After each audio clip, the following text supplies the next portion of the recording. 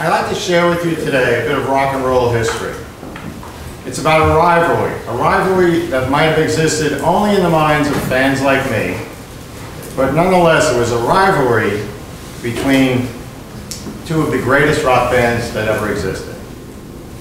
Now it started way back in 1964 when there were these rumors of great rock music being created in England, of all places. And then this album hit the US. This was the first album the Beatles issued in the US. It was the first album I ever bought. I brought it home, I played it again and again, trying to understand it. And finally my brother gave me the verdict.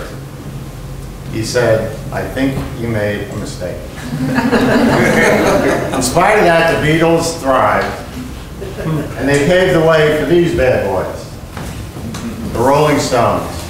The Beatles presented a fresh, non-threatening view of rock and roll, but the Rolling Stones were something else again.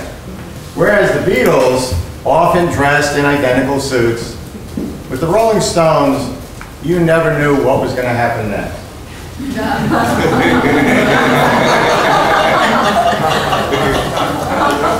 Now, as both of these bands developed and issued albums, a certain rivalry seemed to emerge, certain similarities and differences. For instance, the Beatles created Let It Be, a nice album with a title song so good, even my son enjoys it. While the Rolling Stones saw fit to respond with Let It Bleed. According to Mick Jagger, we all need someone we can bleed on. As both bands grew and experimented, they both generated psychedelic albums. And with the Beatles, it was the famous Sgt. Pepper. This was an event, it was a happening, not just for the music, but for the art on the cover. It even generated its own trivia question. If you're ever asked what three people have in common who have absolutely nothing in common, the answer is probably they're on the cover of the Sgt. Pepper Band album. By the way, little notice on the side is a doll with a shirt that says, "Welcome the Rolling Stones."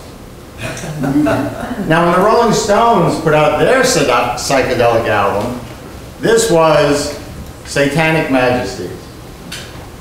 Another fantastic album with fantastic imagery on the cover, but the music was considered a low point for the Stones. The cover was something else again. They created a 3D cover, multiple images in multiple layers, and as you tilted the album cover, the Rolling Stones turned their heads. But it didn't stop there. Well hidden in the dense imagery were the faces of the four Beatles. They're circled here for your enjoyment. Rumor has it that it took a certain unique blend of drugs to find all four. Some people are still looking.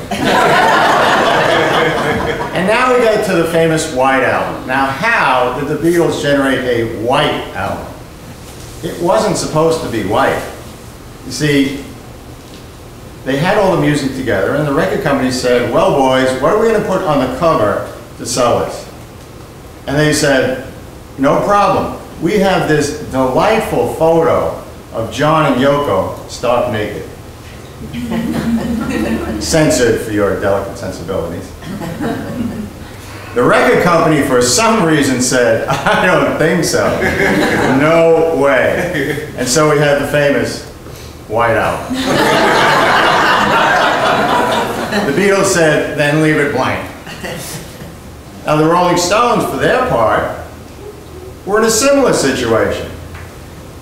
They had an album completely done, and the record company said, "Well, lads, what are we going to put on the cover?" Well, in keeping with their image, the Rolling Stones said, "We have this delightful photo of the most disgusting restroom you could ever imagine." Now, for some reason, the record company said, "I don't think so. No way." So the Rolling Stones caught an attitude just like the Beatles and said, well, then you know what?